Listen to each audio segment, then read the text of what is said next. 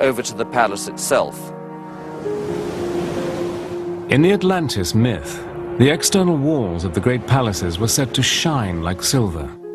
Today, the gypsum walls of Knossos have been eroded by the elements, but in their full glory, they too would have sparkled. You can almost imagine what it felt like for a Greek coming ashore in Crete and seeing something like the glimmering gypsum palace at Knossos, this giant, shiny structure glistening in the sun from all this crystalline gypsum, and on a scale like they couldn't have even possibly imagined at that time.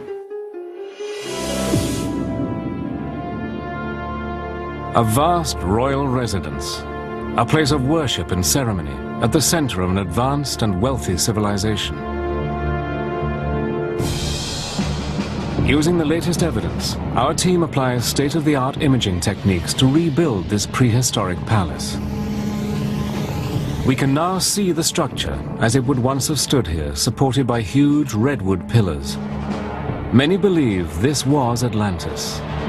Now, our investigators are going deeper to the very fabric of this extraordinary palace, in search of clues that could provide proof. What they find is evidence of this lost world's destruction.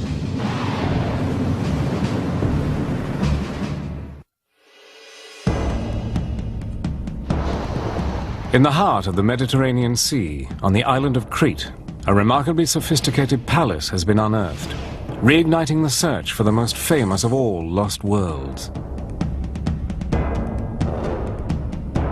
With its massive scale, its complex water management systems, and its sparkling gypsum walls, the engineering of this extraordinary palace chimes closely with Plato's description of Atlantis. And hidden deep in its fabric are to be found even more compelling clues. Plato writes that the complex society of Atlantis lived a utopian existence, its people in harmony with nature and their fellow men. That same harmony can be seen here, in the order and symmetry of the building's engineering, and in the way that the natural flow of elements has been exploited. The palace engineers were masters at controlling the path of air and light through the depths of the palace quarters. They devised systems that appear advanced even today, despite being almost 4,000 years old. Internal rooms were divided with an ingenious system known as pier and door partitioning. Rows of pillars were linked by discrete wooden shutters, which could be controlled independently. They could be set to block the path of a cold wind or channel a breeze to the palace's innermost rooms. At the very heart of the palace is the central court, providing light and air to all areas of the complex. To the east is the royal quarter, a multi-story structure to rival anything described in Plato's accounts of Atlantis.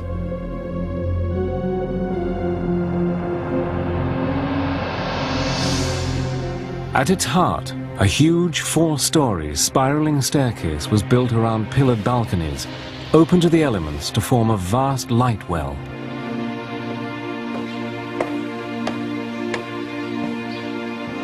This impressive structure was really one of the great achievements of Minoan engineering.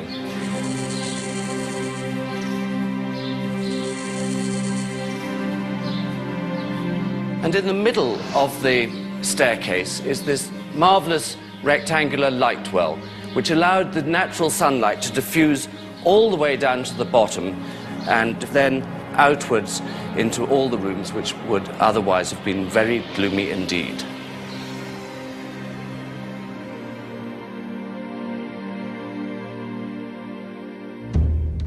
This awe-inspiring technology and the sophisticated culture that created it appear to have thrived in the Mediterranean for centuries, then simply disappeared. Just as in the story of Atlantis, it seems this entire civilization was wiped from the face of the earth in a sudden and violent catastrophe. The first clues as to what may have happened lie in the sea that surrounds the island. The Mediterranean is formed by 2 tectonic plates, with Europe on one side and Africa on the other. These two colossal land masses collide, and periodically the energy of this collision is released in earthquakes.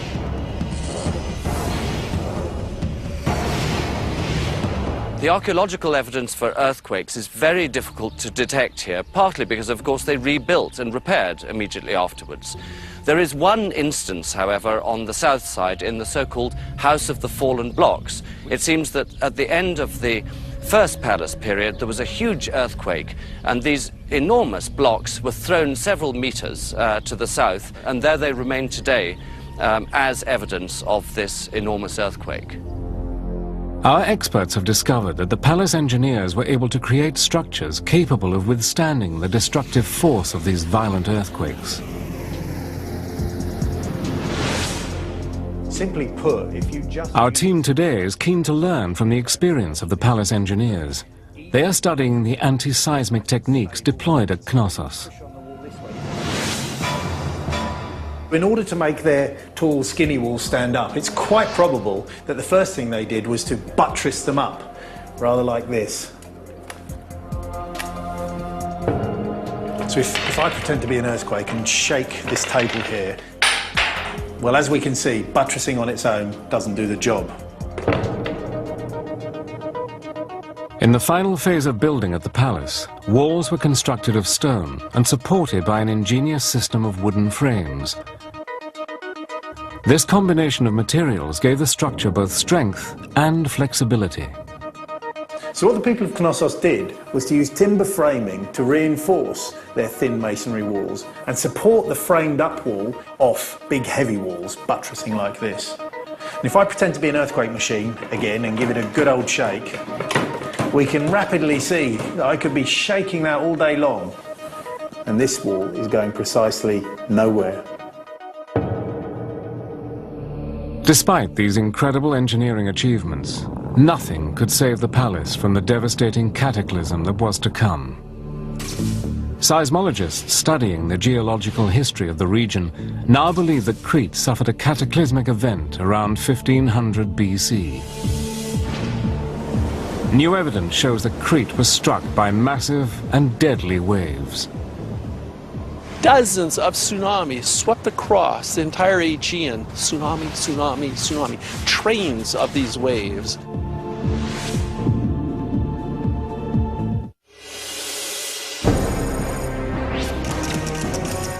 On the Mediterranean island of Crete, archaeologists have discovered the remains of an ancient palace.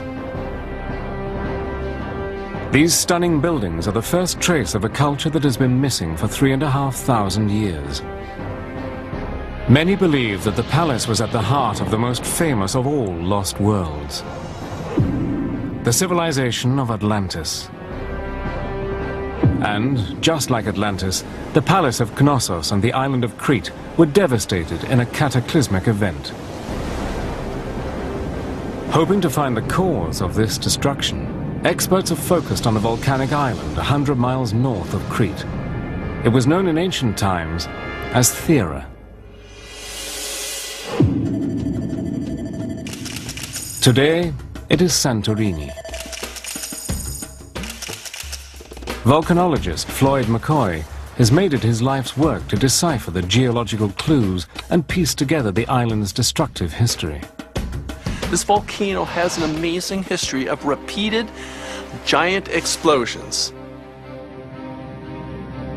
With every explosion, this hole in the ground, which we call a caldera, is re-excavated repeatedly.